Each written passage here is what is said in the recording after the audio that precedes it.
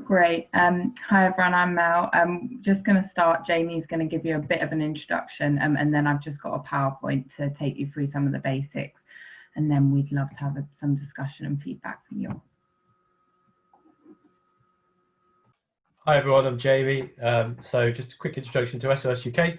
It's the new sustainability charity that was formed by students and staff at NUS last year. So we're a team of 15 permanent staff and now about 20 student staff.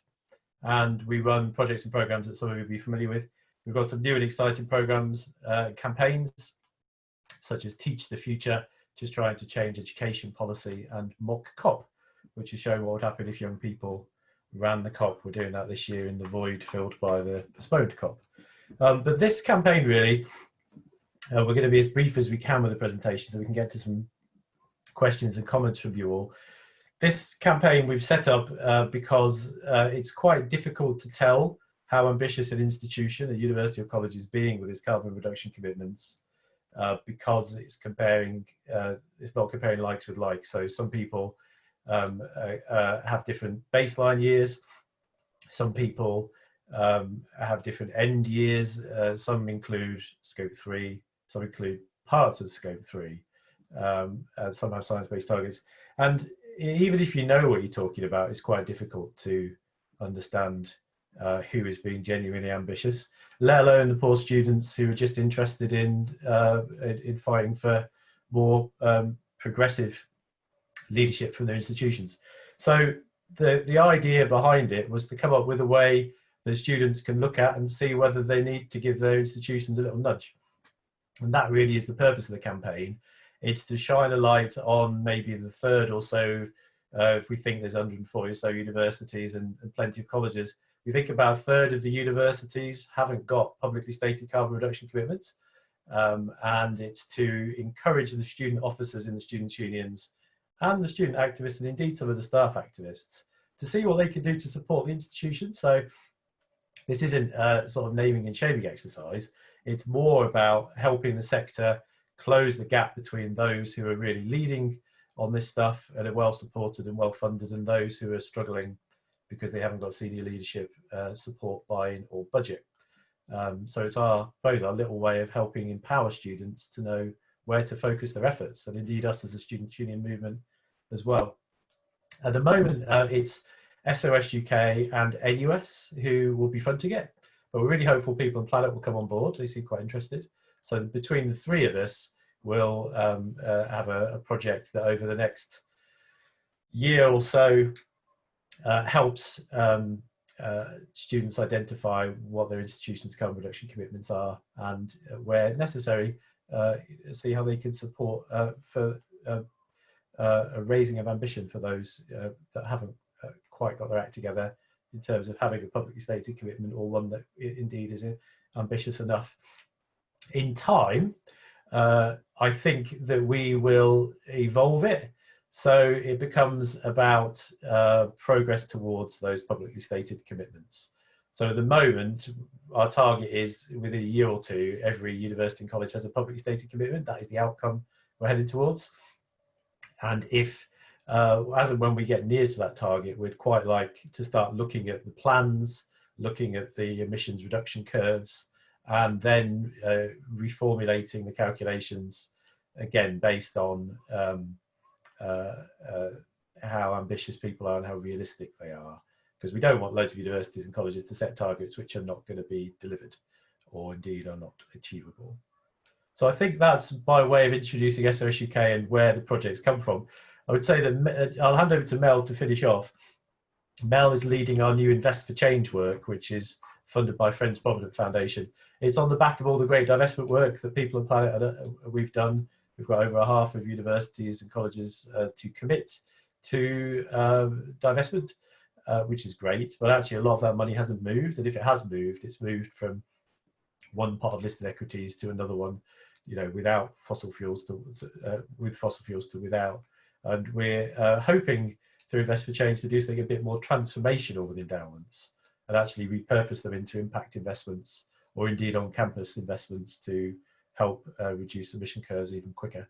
So that's Mel's day job, and as part of that project, we are creating a list of carbon reduction commitments, so we can focus on where we need to support institutions a little bit more. So I'll hand over to you, Mel. Thank you.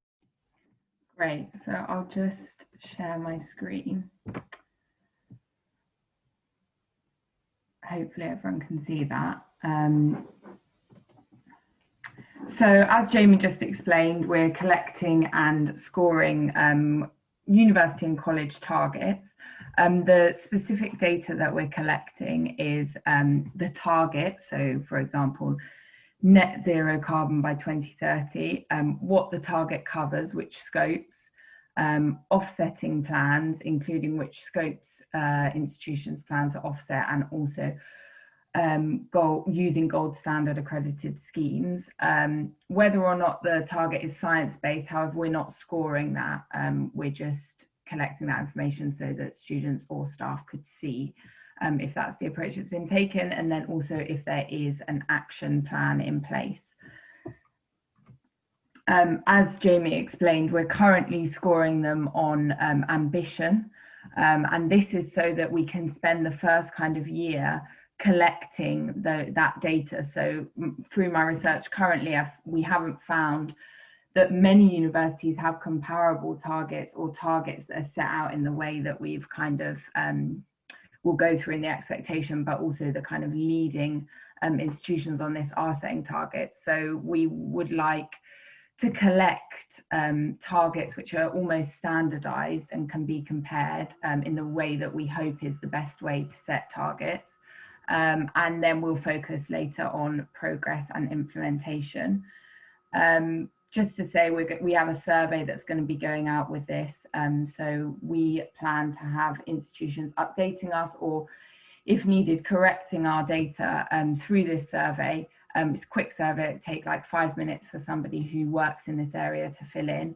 And then we would update that in real time. So it wouldn't be something that you have to submit for on a yearly basis or anything. It would be updated as we go.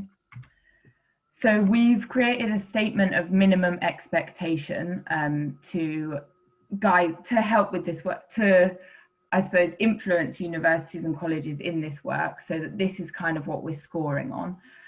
So we're calling on all UK university and colleges to publicly commit to being net zero carbon for scopes 1, 2 and 3 by 2035. Since the paper that I wrote, which some of you might have seen before this, we've had some feedback and developed it a bit more. So there are some additions here which you won't have seen in the paper, and also when I show you our website's also been developed a little bit. But the commitment should be accompanied by a fully costed comprehensive action plan. It should restrict the use of offsetting to specific scope 3 emissions, which we've defined. And it should commit to procuring offsets from gold standard accredited schemes and commit to a reasonable minimum offset price. We'd like to get all net zero targets by the end of 2020. Well, we'd like institutions to publish all targets by the end of 2020-21 academic year, and for action plans to be published the following year, which we would then hope to look at those action plans and score on progress and implementation. The definitions we've added in are what we're including in scope 3. So water supply, wastewater treatment, waste collection and management, business travel, staff commuting, student travel, endowment investments and agricultural land holdings. We will not be including in our minimum standard the procurement of goods and services. We would expect any offsetting to be specifically restricted to international student and non-avoidable research travel and non-avoidable use of greenhouse gases where there is no viable option for an alternative. We would really love to have your feedback on some of these things in the minimum expectation and definitions. I'm just going to give you a quick showing of our new website, which is different to the one that you might have seen attached to the paper. And the main thing I want to show you here, I'll just share the website.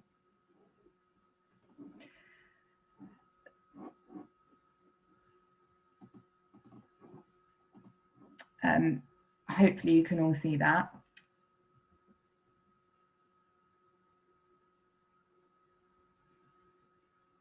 Can everyone see a carbon targets website? Yeah. And what we can see here is 3 ways of presenting the data. So we've got an initial way to see individual targets by students or staff could click on this drop down list, which should, sorry, it's a bit slow, come up with names of universities. And those universities will then take you to a page which is kind of like a scorecard. Apologies, I'm not sure why that's not working. Maybe I'll just talk you through what they say. So I'll just take us back to the presentation. If you click on this menu here, you can get the individual scores with it split up, so you can see where the university or college has got its scores. There's also a page which has grouped targets, similar to what you saw possibly in the paper if you had a look at the attachment to that, but we've now changed the groups to be called leading the way, working on it, needs improvement, and in need of support. So we've kind of grouped the institutions within those groupings to help students and staff see where they are without having to look at every single part of their target and the scoring. And then finally, we've got a table which scores the top scores, which outlines the top targets which have scored more than 70 points. Hopefully in the paper you all saw the scoring methodology, which hasn't changed yet. I'm collecting feedback on it and will be working through it, but I'd really enjoyed hearing your feedback on that.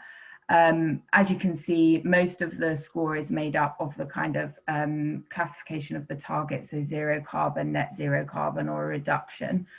And then there's the next largest score is gained from what scopes the target covers.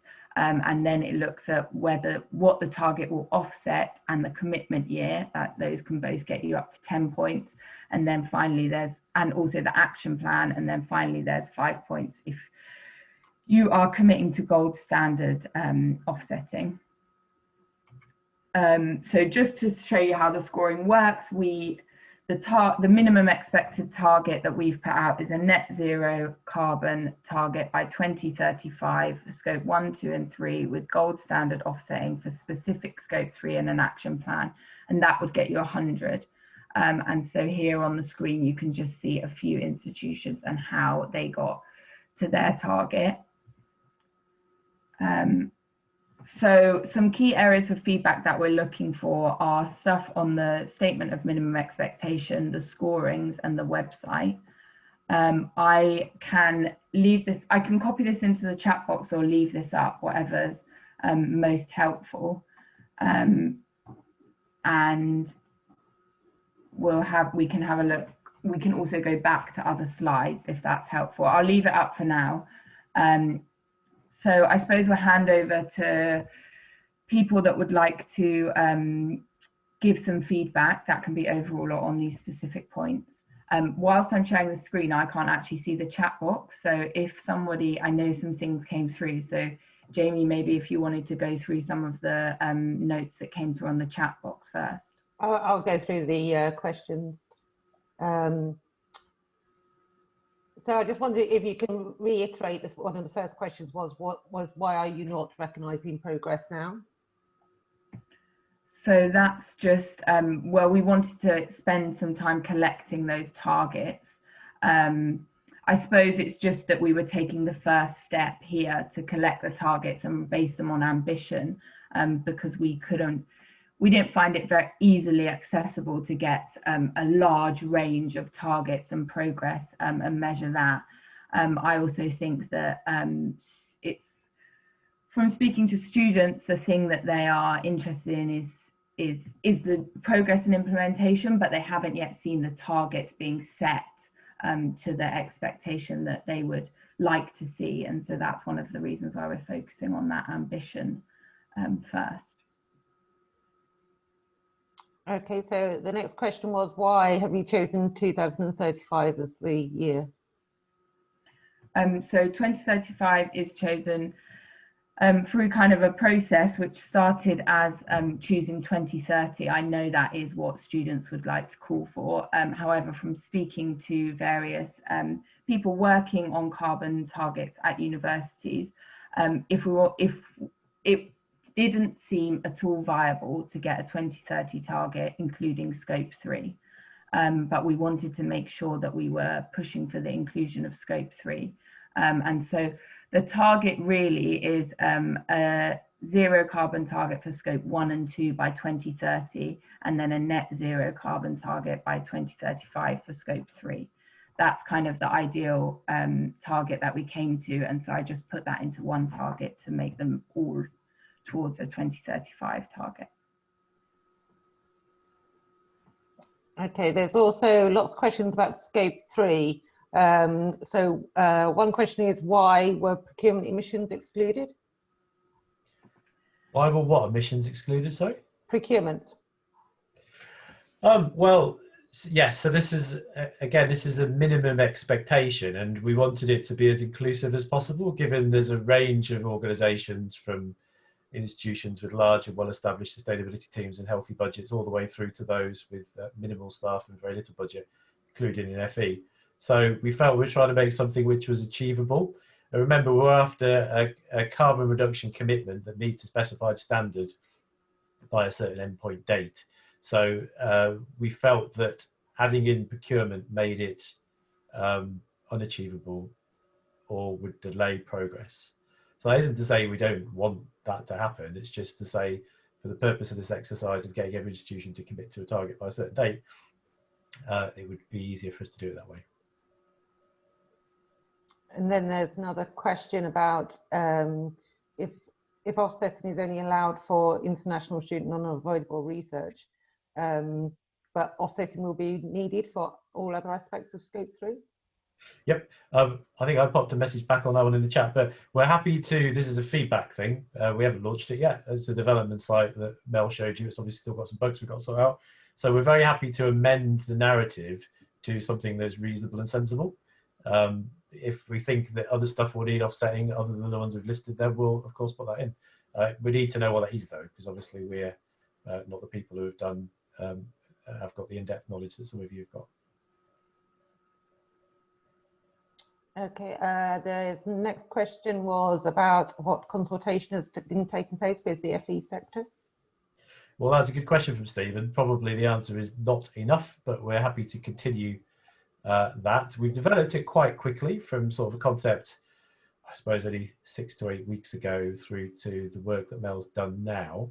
But you know, we've got a flexible launch date, so we can include more consultation, and happy to have a conversation with you, Steve, if that's the best way forward.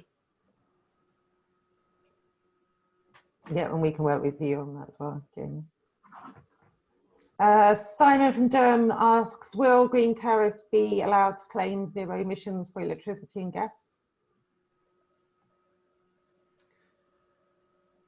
Sorry, just to say that again. I'm not sure I heard it properly. Will green tariffs be allowed to claim zero emissions for electric and gas?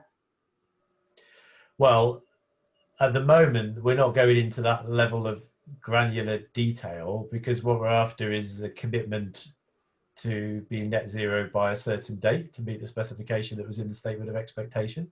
So how universities or colleges determine what's in their targets and what's in their plans is up to them.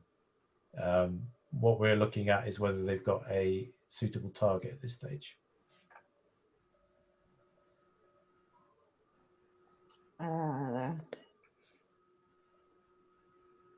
The next question is the scope for recognising institutions that submit their carbon neutrality aspirations to scrutiny against known protocols or known standards. Yeah, we can certainly look at that. Mel, do you have anything to add on that? There's obviously some standards for carbon reduction aspirations, which we can probably build in somehow, I should imagine. Yeah, I'll take that way. Yeah, we'll look into that. Thank you. will there be any focus on interim carbon reduction targets?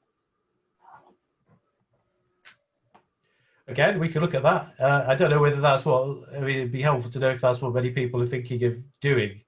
The carbon reduction targets, I think, that we've looked at so far tend to be the date at which organisations will be net zero or you know, they're through the science-based targets. So if lots of people are doing interim targets, then yeah, we can consider that as well.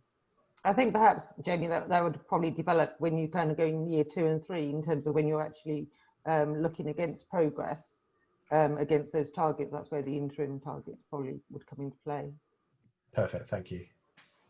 The reason that I asked that question is because I think interim targets are almost just as important as the actual net zero date. Like the route to net zero is really important. This is all an area under the curve issue. So just to set a date for net zero doesn't really mean very much unless you define what your pathway is going to look like. Thank you. And that's exactly as Fiona said. At the moment, some institutions, about a third, haven't got publicly stated targets. We're trying to get everyone to have a publicly stated target so that we can compare. And then after that, I think the campaign will move into a progress towards the targets. And within the definition, I'm not sure it was on your slides or not, Mel, we're asking for the plan, which is costed in time, to include a emissions reductions curve. Did I say that somewhere? I think it did. Yeah. Probably worth leaving that slide up, actually, Mel. If you yeah, I was going to say that one's probably the best one to have up. And the scoring doesn't recognise any past performance or progress. Well, the scoring at this time is based on whether you've got a carbon reduction target which meets the expectation. And I should say, I didn't say at the beginning, and forgive me, but SOS-UK, the president of SOS-UK is the same president as NUS, and the trustee board is mainly made up of student officers from NUS. So when we talk about the 2030 versus 2035, it's actually before that. You know, we've had to negotiate with the students to move it back slightly to what is more realistic rather than what is very aspirational. So with all of these things, there's a discussion going on with the student officers, and I think that's worth reflecting on as well in relation to the point you just made, Fiona. Picking up what you were saying right at the beginning, Jamie, about partnering, and obviously you're partnering with NUS on this, and you mentioned People and Planet. What does that look like in terms of the People and Planet University League? Is this going to replace that, or is that going to continue, or are they separate, or wouldn't they work better together? Well, I don't really know. That's a question for People and Planet, but we've worked really closely with People and Planet, as we have done on divestment. We're really supportive of them.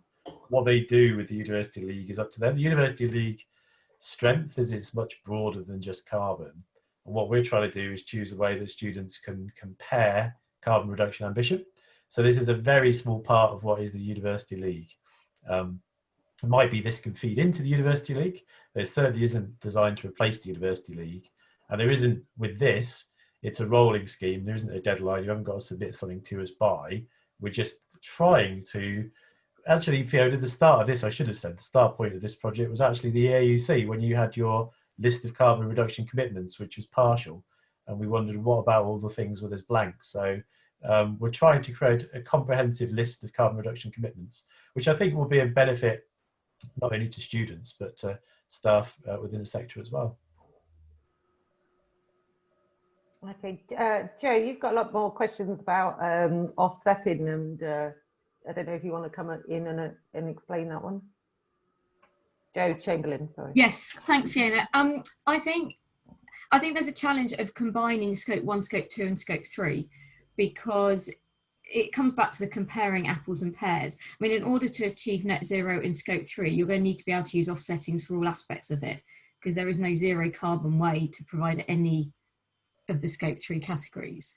And also, if you're combining the two together, how it's not showing whether institutions are intending to use offsetting to hit their net zero target in relation to scope 1 and scope 2. And this is where the difference between absolute zero and net zero comes in. So I think, yeah, more careful thought needs to be given on offsetting and also how the information is presented. Well, thank you, Joe, and you have a lot more expertise and knowledge on this than Mel or I, or indeed anyone, I suppose, within the student union movement, as do many other people on the call. So we're happy to take advice for what is reasonable and practical. But what we're trying to do, I suppose, is set a statement of ambition, which is applicable regardless of your start point. And some universities have done loads already. We're not trying to commend anyone for doing a lot. What we're trying to do is support those towards the bottom end who haven't got the resources or the knowledge or the expertise or the budgets. So ours is a statement of minimum expectation that we think is what students should be calling for locally. And we obviously will take advice from people like, well, all of you through this call, and you can get in contact with us directly for how you think we need to adjust that, because we're not the experts. And just to add, it probably doesn't encompass everything, but there is a score of 10 points, up to 10 points for what area you're offsetting on. So we are collecting some data on whether people are offsetting for all 3 scopes, or just scope 3, or just those specific scope 3s that we have outlined and can develop with your feedback. Just on while we're on the scope 3, we have put in endowment investments, because this whole campaign has come from Invest for Change. It's its roots, really, because we don't see institutions necessarily thinking about the carbon element of their investments, but also agricultural land holdings, which we were on a call with the National Trust the other day. The guy who's leading their carbon reduction plan, they said, I think it was either 85 or 90% of the whole of the National Trust carbon emissions come from their farmland, through ploughing the land and tilling the land and creating lots of microbial activity respiration, which releases carbon. So some universities own lots of farmland, so we felt it was apt and appropriate to include agricultural land holdings, and that of course will impact on some colleges, land-based colleges as well. And just to clarify as well, I'm not sure I made it clear at the start, but the reason we've got a numerical score is just a very crude way of allowing us to compare, as Joe says, the apples, pears, bananas, and all the rest of it, because it's quite difficult. We didn't just want a list where everyone goes, well, what does that mean anyway? We just wanted a crudish score. We'd be particularly interested to get your feedback on where you think the scoring system that we've come up with, which is quite crude, actually is reflective of ambition or not. And the bottom line of this table is that it should reflect ambition. It shouldn't necessarily at this stage reflect credibility in implementing that target, but that's fine, because in a year or two's time we hope the campaign will morph into that as we look at everyone's plans. Okay, just wait, we've got quite a lot of questions coming up, so probably one from Mel. Is there a way of categorising on the website between research and non-research intensive institutions? There's not currently, but we can definitely look at that. Can I just ask a follow-up question on that though? So is it harder for a research intensive institution to become net zero? Is that why? So there should be some sort of handicap put in for that. Is that what you're asking for? Dan, do you want to come into that one? Yeah, thanks. I would argue it probably is harder for a research intensive university to become zero carbon, and certainly I think as a research intensive university we would probably compare ourselves more naturally with other research intensive universities. I think there needs to be a recognition that some science research is very, very energy hungry, and that is quite different to the more I can't think of the politically correct term, but the sort of humanities type courses that are more sort of classroom based rather than laboratories. Okay, thank you. A good question from David Chapman is, will this include what student unions are doing?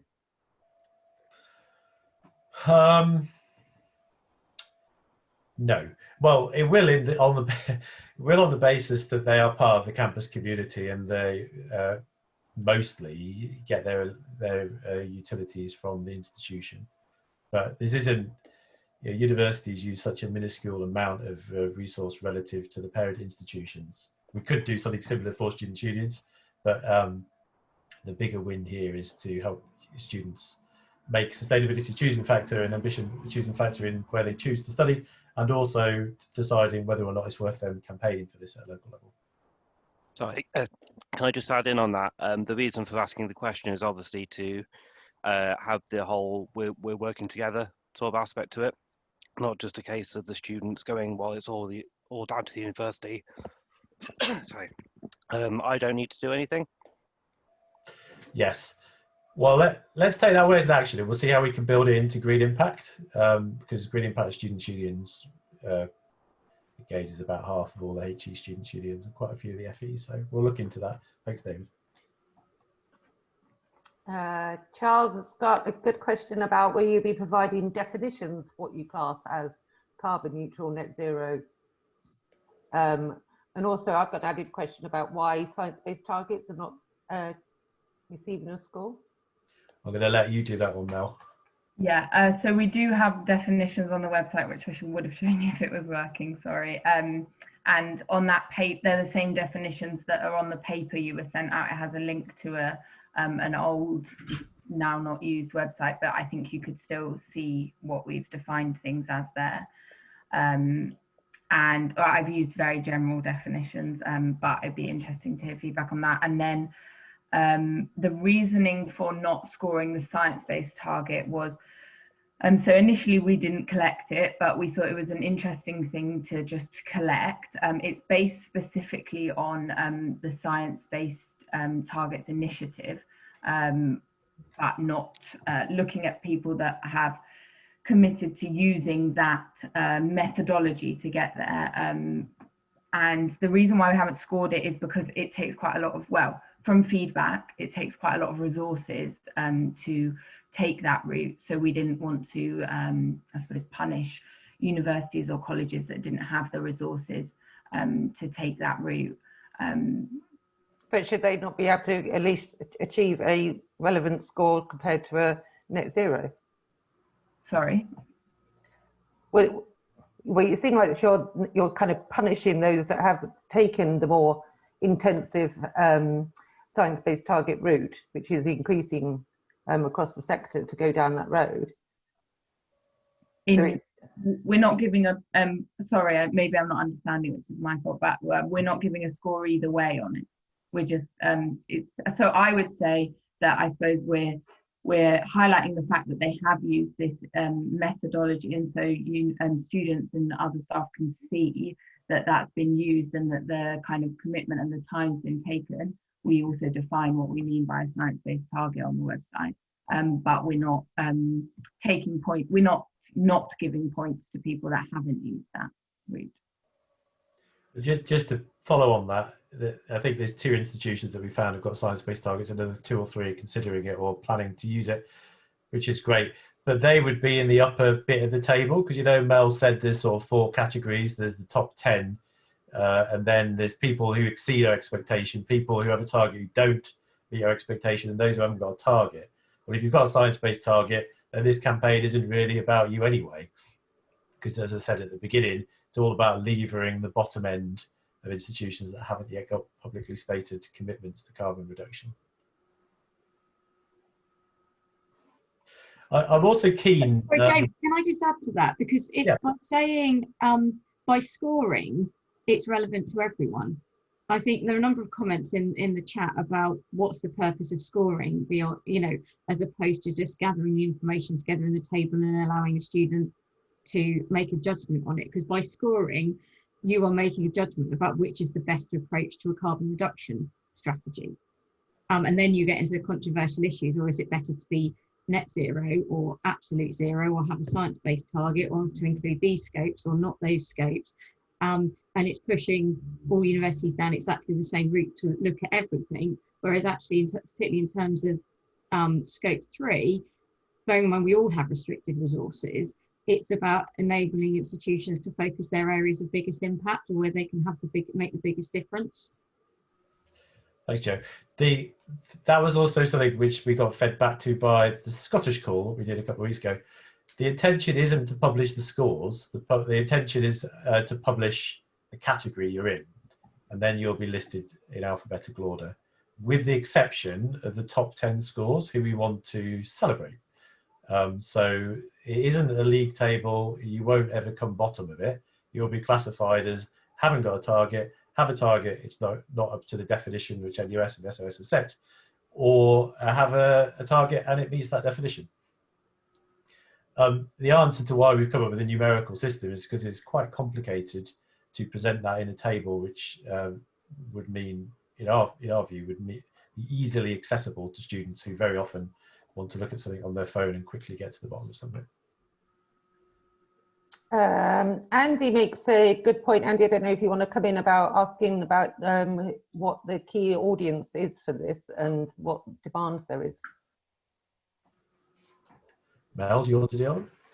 Well, I would say the key audience is students, but we have also had through our feedback that it would be helpful to staff working on carbon reduction at universities and colleges, and students are kind of pushing universities and student unions and colleges to declare climate emergencies, and a large part of that is setting targets to reach zero carbon or net zero carbon. And so we know from that and a policy passed at the last NUS conference that this is something around exactly that this is something that students want their institutions to be working on. And so that's where we thought it'd be helpful to collect and collect the targets and score them to make it easily accessible for students to see where what universities are doing on this area. Okay, so yeah, thanks Fiona for raising this one.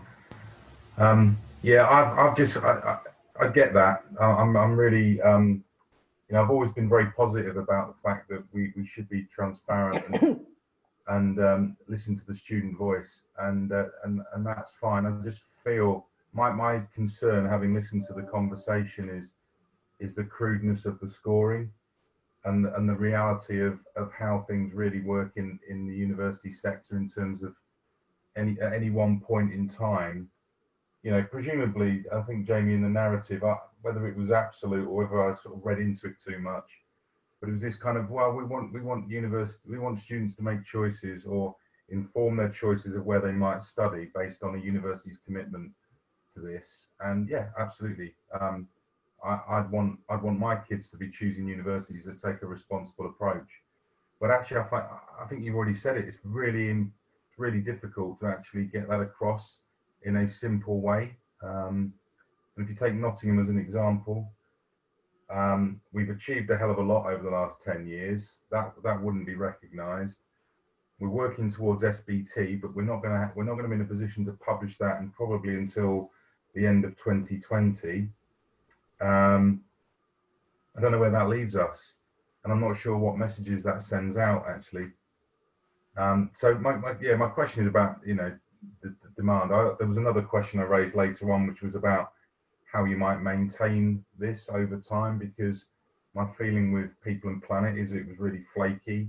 You never knew whether it was going to happen year to year. It lost credibility for me in that regard. And unless there's a sort of long-term commitment to this, I think you're going to end up creating a lot of noise for a very short-term gain. Well, the second point is we can do it in the long term if people find it useful, especially students. Once you've created the website, it's just a case of maintaining the data, Andy. So we're happy to commit to it for as long as it's useful. It doesn't cost us any money to do that. The first point, I accept what you're saying, but at the moment, student officers are telling us they don't know whether their institutional ambition is sufficient, because for the reason that others have said, Extinction Rebellion want 2025, the government want 2050, and everybody wants something in between. And actually, when you look at what an institution's doing, it's quite difficult to tell whether or not it's on any of those trajectories, because it's quite complicated.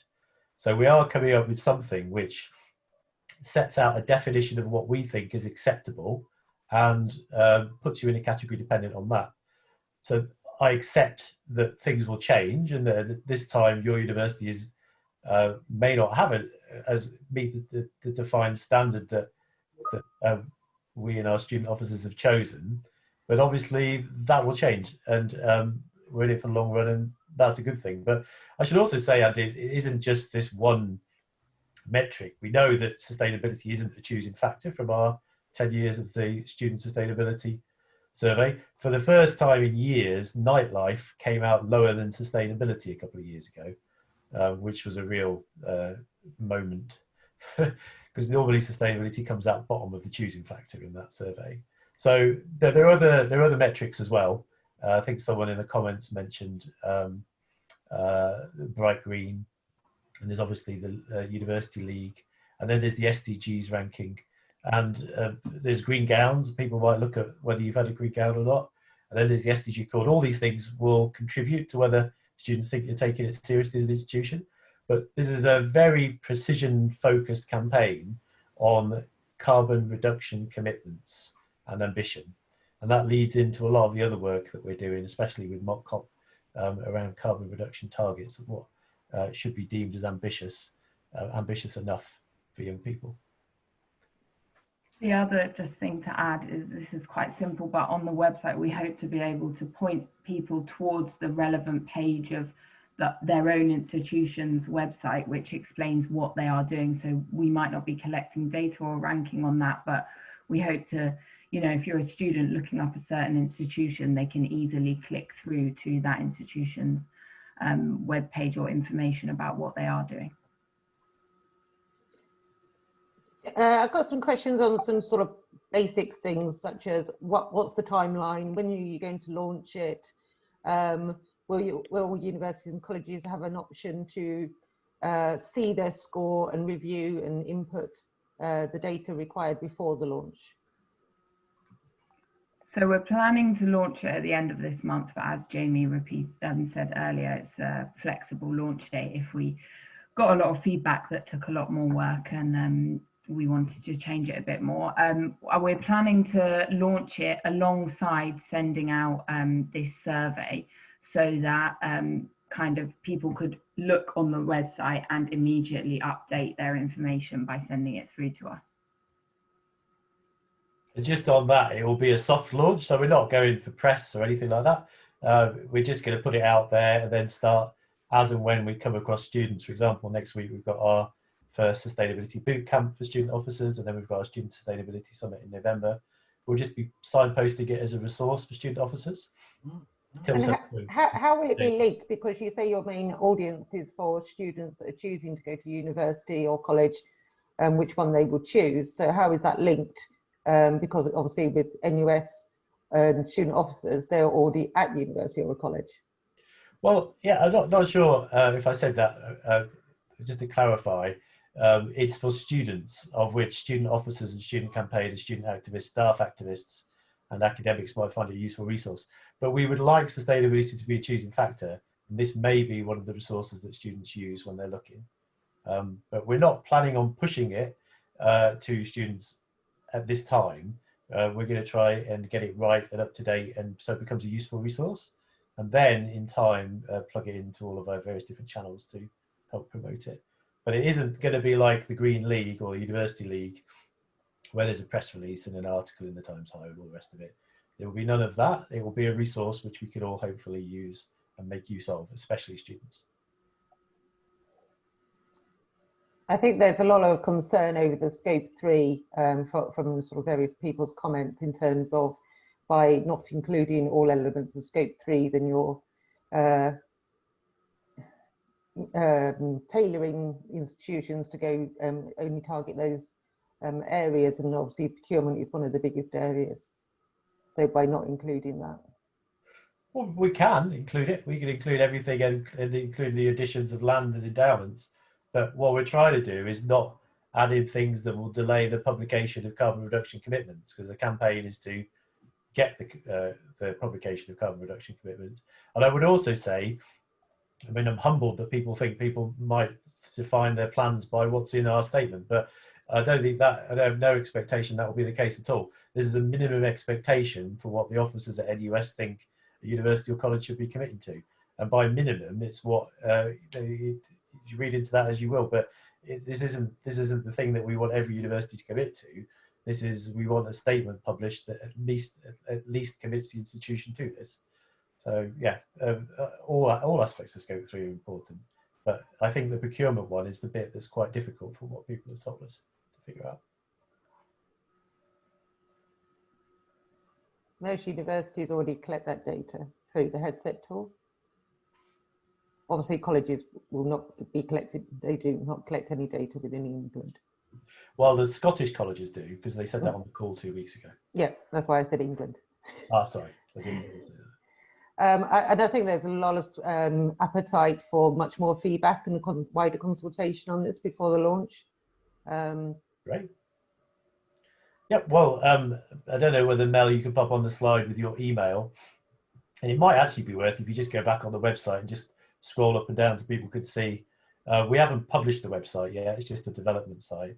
But in the next week or two, we'll probably be in a position to share that with some people. And you can have a look before we sort of publicly link it up to the website and stuff. So we're very happy for people to continue to look into feedback to us. We've got another 10 minutes or so, so we can keep taking comments, I think. But this is a scheme that we hope will be useful to you all. And we don't want it to be a burden, but predominantly it's about the people who haven't got carbon reduction commitments published, or they're struggling to get their institutional leaders to buy into it. I suspect that by the very nature of the way these things work, that many of the people who we're trying to support might not even be on this call. So the wider the consultation can be, the better, really. I've just popped my email in the chat there, so please do feel free to send anything through, and hopefully, yeah. And if you go on our website as well, you can find it. Would it be helpful to see the website that we've currently got? If I can just. Yeah. I think that would be really useful if you could. So hopefully it should you can send me the link, Mel, and then I can send it out. Okay. Well, you probably won't want to send the link out. I mean, you can see the link on the top, so if you wanted to do it, you could. But it's a development site, so there's probably bugs and stuff in it, and we haven't publicised it at all. But I'm happy for Mel to scroll up and down. There was just an email. There was a message there in the chat that Sophia has asked a couple of times around how we'll be supporting those who need support, because we're framing it as in need of support, those who will be in the bottom category of not having got a carbon reduction target publicly stated, or the next category up, which has a statement, public reduction commitment, but it does not meet the minimum spec of the one that we've defined.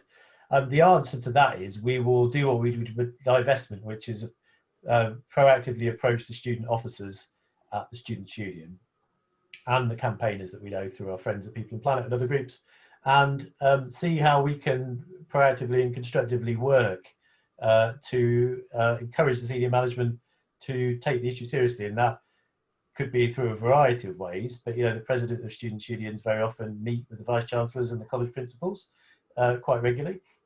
And it could be a quiet word on the importance of this and the fact that they come to light that their institution hasn't got a publicly stated commitment, or has one that it doesn't meet the minimum spec that's published. So hopefully a lot of it will be through soft influencing and trusted relationships. But there might be other ways we could do it. We might be able to develop resources just like we did for divestment. And also, hopefully, people will go up to the top and click on the top 10, link through to their carbon reduction policies and actually see, and there'll be some, there'll be an element of sharing and support as a sector. And of course, that's something we can talk to EAUC about as well.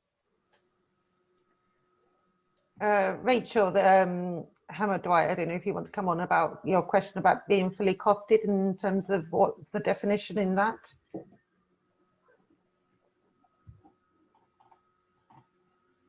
Yeah, I mean, it's pretty much as I said there, just reading about fully costed, but obviously this is looking at a 15-year plan. So to what level of detail or how far down the line is the expectation of fully costed, bearing in mind that certain infrastructural adaptations, depending on obviously your context, might happen a lot later down the line. And I don't know entirely how predictable all those costs are right now. Presumably people are at potentially scoping stages. Yeah, just a little bit more information about what's expected in terms of that fully costed would be helpful. Well, I'll start, Mel can chip in, but the thinking was we didn't want to compel people to have a target which is unrealistic and undeliverable. And we also don't want universities to commit, or colleges to commit to a carbon reduction target and then leave it to the last minute and then buy their way out through offsetting, which is the curve point that someone's already made. So we felt it was appropriate, as well as submitting or publishing a target, to actually have a plan. And I'm sure most of your institutions have got plans in place already. But how we define that plan, we're very happy to change, amend, and adapt. But I imagine there's an element of costing goes into these plans, certainly in the short term.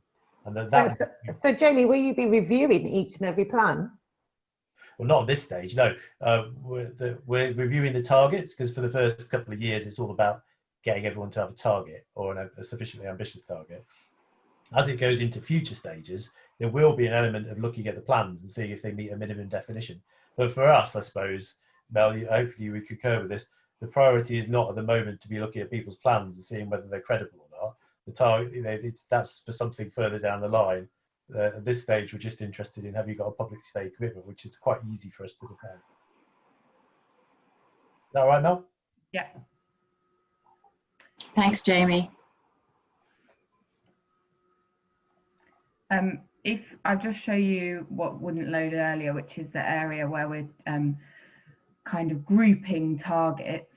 So this is the way that if you were looking at the, this is the way that you can see all of the university and colleges in groups. So as you can see, we've got the top leading the way, and then we've got working on it, needs improvement, and in need of support. In need of support is really where institutions haven't got a target. This is based on data that we did a survey and we've looked at websites, but hopefully over the next month we'll manage to update the data to reflect so it's accurate, because we, although we won't be publishing it really as a campaign, when we hit go and it becomes a live website, we really want it to be bang up to date. And we'd really like for institutions to know to come to us to update us, because this will be a way to actually celebrate what they're doing and actually share it with the wider student community, not only their own students, but the general UK-wide student body. I think that's one of my fundamental concerns, because when I got the sort of briefing paper yesterday, I looked at the old website data, admittedly, and I quickly looked through the top 10 because someone surprised me, and 2 or 3 of them, I couldn't find anywhere on their websites any commitment to net zero, any commitment, very little commitment to anything for some of them. So I'm really surprised that some of them are there now. Admittedly, on the updated one or 2 have dropped out, but 1 or 2 are still there. So it has this question for all of us, because we're representing our organisations and we're seeing data or the outcome of data that is certainly causing questions in our heads about where's this information about people's commitment come from, because I couldn't find it. So firstly, just to say, a lot of the information that's on the websites, because they're not live websites and we're still kind of developing them for design, is not always correct. So I'll just say that first. So I apologise if anything you can see on the websites doesn't add up. But the current data that we have is from survey responses, which we did send out through the EAUC and also some various other channels quite a few months ago now. More like June or June-ish time, which collected some initial data, which we have, and then otherwise that only collected about 30 institutions' targets, and otherwise it was through me looking on websites of institutions. So it's not perfect data, which is one of the reasons why we're really going to push this survey out once we're kind of as soft launching this website, so that we can make sure that we've got correct data from institutions. but yeah, it's not perfect at the moment, and I can definitely put the survey either into the chat or email it out after if people want to update their data right now. Just to add as well, Mel, I don't know if you could show people the table, but the idea is it's fully transparent, so you'll be able to see exactly how a score is calculated. And are we going to do a downloadable Excel or something with it as well? Was that what we're thinking? So you can download and then you can sort by FE, or you can sort by research heavy institutions, or maybe even mission group. So we hope it will be a live resource, which is updated by us as and when, not banking it up once a month. As soon as it comes in, we'll update it, and we hope it will be a really useful resource to everybody, not only the students. But total transparency, so you'll be able to see how any score was created, but the website itself will only present the scores of the top 10.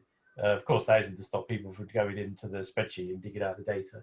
And maybe that's something that you should give us some feedback on. If you don't think we should be publishing that full transparency and you'd rather it was just in the categories, which is what the feedback we got from Scotland was, then of course we can just maintain those categories. But the impression I've had from conversations with some of you already was that you'd rather there was full transparency and that you could go into the spreadsheet and see how scores were calculated. Just in terms of the slide that we're looking at now, the commitment year and the scoring, that doesn't seem to reflect the ambition. The table. So well, that doesn't align with the 2035, does it? So if you are 2040, you get the same score if you're 2030 or 2035, which is your main ambition.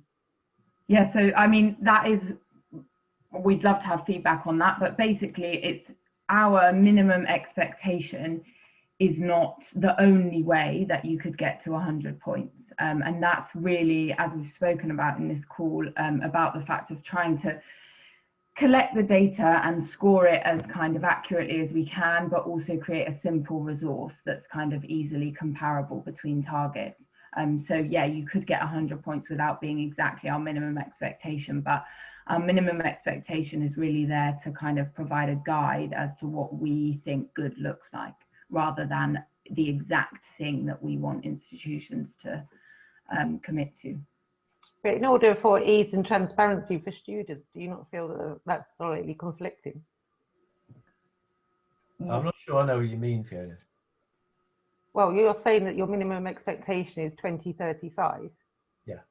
But yet on here for your scoring, if a university is 2040 is a year, then they will still score the same. But students can see that as well. So they've got the full transparency of what we're scoring and our minimum expectation.